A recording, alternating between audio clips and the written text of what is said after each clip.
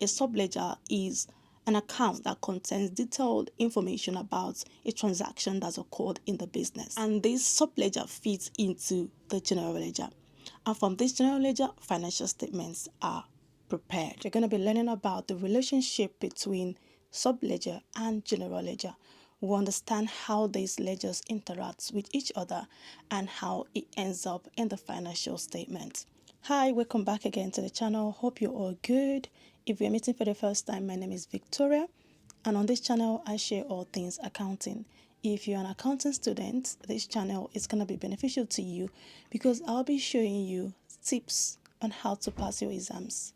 And also, if you're a business owner, how can you possibly run your business without having a financial knowledge? On this channel, I'll be sharing with you how businesses interact with accounting. So you find all of these things on my channel. So without wasting much of your time, we're going to be learning about ledger and general ledger. So we're going to understand different types of subledgers and how they interact with general ledger. Let's get right into today's video. First of all, let's understand what subledger is. A subledger, you can visualize it as your customer account. It is where you enter all the details about your customer's transactions, from the date to the customer's name, the amount paid by the customer, and the overall amount that you've charged to your customer. So within your subledger, it should have all of this. For instance, you sell luxury bags and you do offer those bags on credit to your customers. So you've agreed for them to pay in 30 days time or 15 days time. So for you to keep track of all of these transactions, you have to open an account called customer accounts, which is a subledger. This is where you record all the relationship that you have with your customers in terms of the transactions. So once you have established that sale has occurred, you have to recognize your sales. And also, because the fact that the customer hasn't paid you yet, you have to also record those transactions. And that is called Accounts Receivable subledger. There are different subledgers, not just receivable ledgers. We have account receivable, we have account payable, we have fixed asset ledgers, inventory ledgers. So there are different types of subledger accounts. Now, how does this account receivable subledger interact with the general ledger? Let's first of all understand what a general ledger is. A general ledger is simply a summary of the transactions that has occurred within the customer account. It's simply a summary account that contains the account name and the balances. As we discussed previously, we had opened a subledger account, that is the customer account, okay? And it's also called account receivable.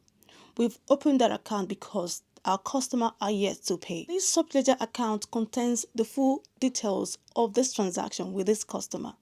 However, we have another account called account receivable control account, and this account receivable control account, right, tracks everything that happens within the subledger, and it feeds that information to the general ledger. So think of general ledger as a house that contains different apartment units, and these apartment units range from account receivable control accounts, account payable control accounts, VAT control accounts, wages control accounts, right?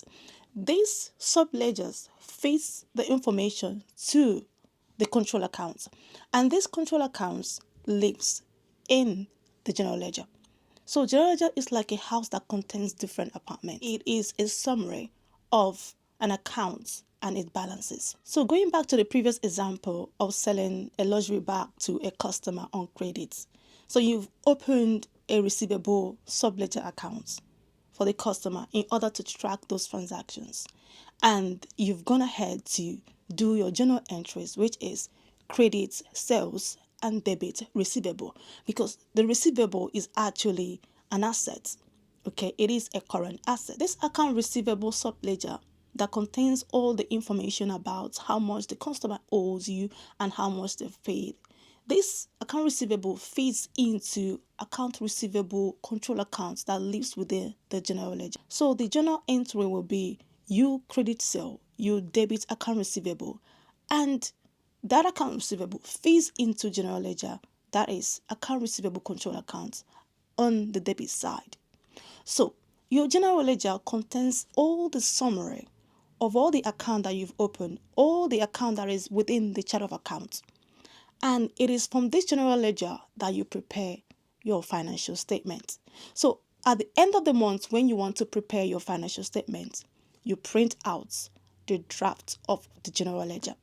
And this general ledger contains all of the balances of all the accounts that you've opened over the period of time. So from this general ledger, you prepare your financial statements, your profit and loss statements, your statement of financial position, your statement of changes in equity, and cash flow statements. So this is a relationship between the subledger and the general ledger. So in summary, we've understood that a subledger is an account that contains detailed information about a transaction that's occurred in the business. And this subledger feeds into the general ledger.